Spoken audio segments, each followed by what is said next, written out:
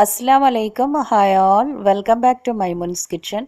അപ്പം ഞാനിന്നൊരു അച്ചാറുമായിട്ടാണ് വന്നിട്ടുള്ളത്. നല്ല അടിപൊളി ടേസ്റ്റി ആയിട്ടുള്ള മാങ്ങ അച്ചാറാണ് ഇന്ന് ഞാൻ കാണിക്കുന്നത്. ഇതിന് മുമ്പ് ഞാൻ വീഡിയോസൊക്കെ അച്ചാറിൻ്റെ റെസിപ്പീസ് കുറച്ച് കാണിച്ചിട്ടുണ്ട്. അപ്പം നോമ്പിൻ്റെ മുമ്പേ ഞാനിതൊക്കെ പ്രിപ്പയർ ചെയ്യുമ്പം അത് നിങ്ങളിലേക്കും കാണിച്ചതാണ് കേട്ടോ. ഞാനിപ്പം ഇതിലേക്ക് പ്രത്യേകിച്ച് ഒരു അച്ചാറിൻ്റെ പൊടിയൊന്നും ചേർത്തിട്ടില്ല. വീട്ടിൽ തന്നെ ഉണ്ടാക്കിയെടുക്കുന്ന ഒരു കൂട്ട് വെച്ചിട്ടാണ് പൊതുവേ നമ്മൾ അച്ചാർ ഉണ്ടാക്കാറ്. പിന്നെ അതുപോലെ തന്നെ ഈ മാങ്ങ അച്ചാർ ഉണ്ടാക്കുന്നതിൻ്റെ ഒരു 1-2 ആഴ്ച മുമ്പേ തന്നെ നമ്മൾ ആദ്യം മാങ്ങ ഉപ്പിലിട്ട് വെക്കും. ഉപ്പിലിട്ട് വെക്കുക എന്ന് പറയുന്നത് മാങ്ങ ആദ്യം ചെറിയ പീസാക്കി കട്ട് ചെയ്തിട്ട് കുറച്ച് ഉപ്പും ചേർത്തിട്ടൊരു ബോട്ടിലിൽ ഒരാഴ്ചയോളം അല്ലെങ്കിൽ ഒരു 2 ആഴ്ചയോളം വെക്കും. ഇപ്പം കുറച്ച് മാങ്ങ കിട്ടിയപ്പം ഇതുപോലെ ഉപ്പിലിട്ട് വെച്ചതാണ്. പിന്നീട് അച്ചാർ ഉണ്ടാക്കാൻ വേണ്ടിയിട്ട് തന്നെ ഉപ്പിലിട്ട് വെച്ചതാണിത്. നല്ല ഡ്രൈ ആയിട്ടുള്ള ഒരു ബോട്ടിലിലേക്ക് മാങ്ങ ഇട്ടിട്ട് അതിലേക്ക് കുറച്ച് ഉപ്പിട്ടിട്ട് നന്നായി ഒന്നങ്ങ് കുലുക്കി കൊടുക്കാം.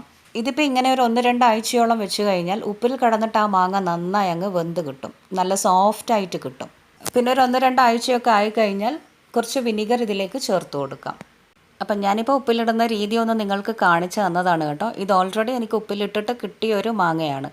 ഇത് അനിയത്തി കൊണ്ടുവന്ന ഉപ്പിലിട്ട മാങ്ങയാണ്. ഈ സെയിം മെത്തേഡിൽ തന്നെയാണ് ഉപ്പിലിട്ട് വെച്ചിട്ടുള്ളത്. ഇപ്പോൾ നന്നായി വെന്ത് വന്നിട്ടുണ്ട്. മാങ്ങ കണ്ടോ, കളറൊക്കെ മാറിയിട്ടുണ്ട്. അപ്പം ആ ഉപ്പിലിട്ട മാങ്ങ വെള്ളം നമ്മൾ കളയേണ്ട. വെള്ളം നമുക്ക് ഈ അച്ചാറിലേക്ക് ആവശ്യമുണ്ട് കേട്ടോ. വെള്ളം എന്ന് പറയുന്നത് ഉപ്പും വിനീഗറും ചേർന്നിട്ടുള്ള വെള്ളമാണ്, അല്ലാതെ സാധാ വെള്ളം നമ്മൾ ഇതിലേക്ക് ഒഴിച്ചിട്ടില്ല കേട്ടോ. ഇനി വേണ്ടത് വറുത്തിട്ട് പൊടിച്ചെടുത്ത ഉലുവയാണ്. അതിപ്പം ഇത്രയൊന്നും വേണ്ട, ഞാനിപ്പം പൊടിക്കുമ്പോൾ അങ്ങ് പൊടിച്ചെടുത്തതാണ്. നമുക്കിതിലേക്ക് ഒരു ടീസ്പൂണിനടുത്ത് മതിയാവും. വറുക്കുമ്പോൾ ഉലുവ ഒരുപാട് അങ്ങ് കരിഞ്ഞു പോകാതെ ശ്രദ്ധിക്കണം, കളർ ചേഞ്ച് ആവരുത് കേട്ടോ. പിന്നെ ഇതെന്താണെന്ന് വെച്ചാൽ 2 ടേബിൾ സ്പൂൺ കടുക് സാധാരണ അങ്ങ് പൊടിച്ചെടുത്തതാണ്. പിന്നെ വേണ്ടത് ഒരു മിക്സാണ്, നമ്മുടെ അച്ചാറിൻ്റെ ഒരു കളറിന് വേണ്ടിയിട്ടുള്ളൊരു മിക്സ്. ഞാനിപ്പോൾ ഒരു 3.5 ടേബിൾ സ്പൂണോളം മുളക് പൊടിയും 1 ടേബിൾ സ്പൂണിനടുത്ത് മഞ്ഞൾപ്പൊടിയും ചേർത്തിട്ടുണ്ട്. എന്നിട്ട് അതൊന്ന് മിക്സാക്കി വെക്കാം. ഇതിപ്പം എണ്ണയിലിട്ടൊന്ന് മൂപ്പിച്ചെടുക്കാനായിട്ട് കുറച്ച് വെളുത്തുള്ളിയും പച്ചമുളകുമാണ്. ഒരു 3-4 പച്ചമുളക് വട്ടത്തിലരിയാം. അതുപോലെ തന്നെ 10-15ഓളം വെളുത്തുള്ളിയും ചെറുതായി അരിഞ്ഞു വെക്കാം. ഇനി നമ്മൾ എടുത്തു വെച്ചിട്ടുള്ള ആ മുളക് പൊടിയും മഞ്ഞൾപ്പൊടിയും ഇല്ലേ, അതൊരു പേസ്റ്റാക്കി എടുക്കണം. ഞാനിപ്പോൾ ഇത് മിക്സാക്കാനായിട്ട് നമ്മൾ മാങ്ങ ഉപ്പിലിട്ടപ്പോൾ ഉള്ള കുറച്ച് വെള്ളം ഉണ്ടല്ലോ, ആ വെള്ളം ചേർത്തിട്ടാണ് ഇതൊരു പേസ്റ്റ് ആക്കി എടുക്കുന്നത്. അപ്പം ഇത് നന്നായി ഒന്നങ്ങ് മിക്സാക്കി എടുക്കാം. അപ്പം നമ്മുടെ കൂട്ടൊക്കെ ഇപ്പോൾ ഏകദേശം റെഡി ആയിട്ടുണ്ട്. ഇനി അച്ചാർ ഉണ്ടാക്കാം. അപ്പോൾ അച്ചാർ ഉണ്ടാക്കാനായിട്ട് ഞാനിപ്പോൾ ഇവിടെ നല്ലെണ്ണയാണ് എടുത്തിട്ടുള്ളത്. അച്ചാറിന് പൊതുവേ നല്ലെണ്ണ എടുക്കുന്നതാണ് ഏറ്റവും ടേസ്റ്റ് കേട്ടോ. ഒരു 5-6 ടേബിൾ സ്പൂണോളം നല്ലെണ്ണ ഒഴിച്ചു കൊടുക്കാം. എന്നിട്ട് നന്നായി ചൂടായി വരുമ്പോൾ അതിലേക്ക് അരിഞ്ഞു വെച്ചിട്ടുള്ള വെളുത്തുള്ളിയും പച്ചമുളകും ചേർത്ത് കൊടുക്കാം. ഈ വെളുത്തുള്ളിയും പച്ചമുളകും നന്നായിട്ട് അങ്ങ് മൂത്ത് വരണം. പച്ചമുളകിൻ്റെയൊക്കെ കളർ ചെറുതായിട്ട് മാറി വരുമ്പോൾ നമുക്കിതിലേക്ക് നേരത്തെ മിക്സാക്കിയ ആ പേസ്റ്റ് ഉണ്ടല്ലോ മുളകിൻ്റെ, അതുകൂടെ ചേർത്ത് കൊടുക്കാം. നമുക്ക് മുളക് പൊടി ഡയറക്റ്റായിട്ട് ഇങ്ങനെ ആഡ് ചെയ്ത് കൊടുക്കാം. പക്ഷേ എണ്ണയിലേക്ക് നമ്മൾ മുളക് പൊടി ചേർത്തിട്ട് പെട്ടെന്ന് കരിഞ്ഞു പോവുകയോ അല്ലെങ്കിൽ അങ്ങനെ ഒരു മൂത്ത് പോവുകയോ ഒക്കെ ചെയ്യാതിരിക്കാൻ വേണ്ടിയിട്ടാണ് ഇങ്ങനെ ഒരു പേസ്റ്റ് ഉണ്ടാക്കിയിട്ടിടുന്നത്. ഡയറക്റ്റായിട്ട് നമ്മളിപ്പോൾ മുളക് പൊടി എണ്ണയിലേക്ക് ഇട്ട് കൊടുത്താൽ പെട്ടെന്ന് അത് കരിഞ്ഞു പോയാലോ അല്ലെങ്കിൽ അതിൻ്റെ കളറൊന്ന് ചേഞ്ച് ആയിട്ടൊരു മൂത്ത മണം വന്നാലോ അച്ചാറിൻ്റെ ആ ഒരു ടേസ്റ്റ് തന്നെ മാറിപ്പോവും. അപ്പം അതൊഴിവാക്കാൻ ഇതാണ് നല്ലത് കേട്ടോ. അങ്ങനെ ഇപ്പം മുളകൊക്കെ നന്നായി എണ്ണയിൽ പിടിച്ച് കിട്ടിയിട്ടുണ്ട്. ഞാനിപ്പം എൻ്റെ അടുത്ത് മുമ്പിൽ കണ്ടതുകൊണ്ട് മാത്രം ഞാനൊരു ടീസ്പൂൺ മസ്റ്റർഡ് സോസ് ചേർത്ത് കൊടുക്കുന്നുണ്ട്. ഒരു നിർബന്ധമില്ല, ഞാനിപ്പം ഇവിടെ മുന്നിൽ കണ്ടതുകൊണ്ട് ചേർത്തതാണ്.